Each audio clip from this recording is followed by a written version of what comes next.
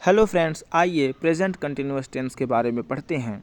इसकी पहचान करने के लिए हमें देखना होगा वाक्य के अंत में रहा है, रही है, रहे हैं ये होना चाहिए, तो वह वाक्य प्रेजेंट कंटिन्यूअस टेंस का वाक्य होगा। आपको हर टेंस में 3 तरह के वाक्य पढ़ने हैं: अफर्मेटिव सेंटेंस, नेगेटिव सेंटेंस और इंट्रोगेटिव सेंटेंस। अफर्मेटिव सेंटेंस का अनुवाद करते समय स्ट्रक्चर यह होगा। प्रेजेंट कंटिन्यूअस टेंस में हेल्पिंग वर्ब के तौर पर इज एम आर का प्रयोग होता है, जिसमें सिंगुलर सब्जेक्ट के साथ इज का प्रयोग करते हैं और प्लूरल सब्जेक्ट के साथ आर का प्रयोग करते हैं। एम का प्रयोग आई के साथ किया जाता है और इस टेंस में मेन वर्ब के साथ vowel suffix I N G का प्रयोग करते हैं। आइए अफर्मेटिव सेंटेंस के स्ट्रक्चर को फॉलो करते हुए ट्रांसलेशन करते हैं। गीता का भाई खेल रहा है। सबसे पहले सब्जेक्ट लिखेंगे। सब्जेक्ट है गीता का भाई, गीतास ब्रदर।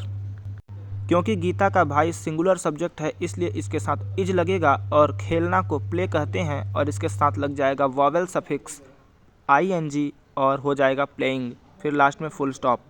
दूसरा वाक्य देखते हैं। मेरे पिता खेत जोत रहे हैं। मेरे पिता माई फादर, सब्जेक्ट सिंगुलर है इसलिए इज, जोतना को कहते हैं प्लाऊ, आई एन जी लगेगा प्लॉविंग और खेत को द फील्ड। तीसरा वाक्य, मैं मनोविज्ञान पढ़ा रहा हूँ। आई के साथ एम लगता है तो एम लग गया। पढ़ाना टीच होता है, आई एन जी लगेगा टीचिंग, और मनोविज्ञान को साइकोलॉजी कहते हैं, फिर फुल स्टॉप।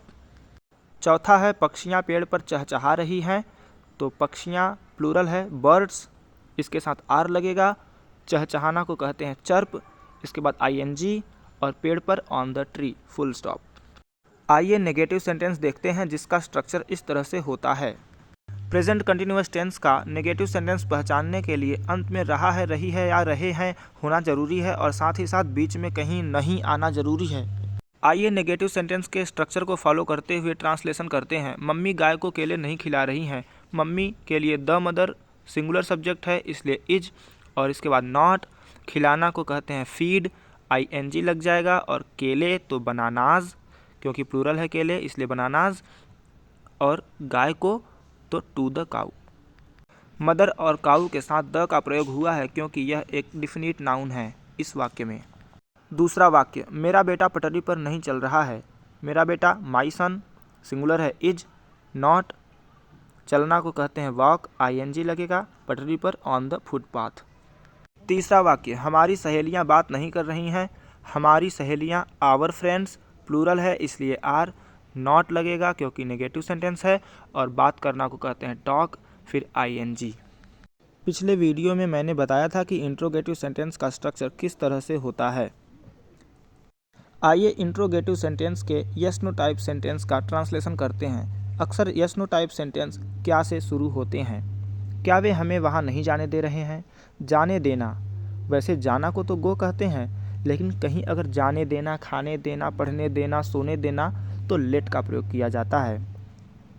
ऐसे जगहों पर लेट और मेन वर्ब के बीच में एक ऑब्जेक्टिव केस का प्रोनाउन होना जरूरी है। स्ट्रक्चर के अनुसार translation. Helping verb are, subject they, not, letting us go there, फिर क्वेश्चन मार्क। अगला सेंटेंस है W H type. W H type sentence में क्वेश्चन वर्ड बीच में आते हैं। इस वाक्य में देखिए क्यों बीच में आया है। ऐसे वाक्यों का ट्रांसलेशन करते समय क्वेश्चन वर्ड सबसे पहले लिखते हैं, उसके बाद यस नो टाइप सेंटेंस की तरह पूरा स्ट्रक्चर फॉलो करते हैं। तुम्हारा दोस्त अभी तक क्यों सो रहा है? क्यों, वाई। तुम्हारा दोस्त है, सिंगुलर है इसलिए इज। तुम्हारा दोस्त योर फ्रेंड, अभी तक स्टिल, सो रहा स्लीपिंग। स्ट्रक्चर के अनुसार देखें तो स्टिल यहाँ पे नहीं आना चाहिए, लेकिन स्टिल का प्रयोग इसी तरह से होता है। दूसरे तरीके से देखें तो अभी तक इस चीज़ के लिए इंग्लिश में होता है सो फार, तो हम दूसरे तरीके से अनुवाद कर सकते हैं why is your friend sleeping so far. अंत में क्वेश्चन मार्क लगाना न भूलें। इंग्लिश को रोचक तरीके से पढ़ने के लिए हमारे साथ जुड़े रहें। जय हिंद।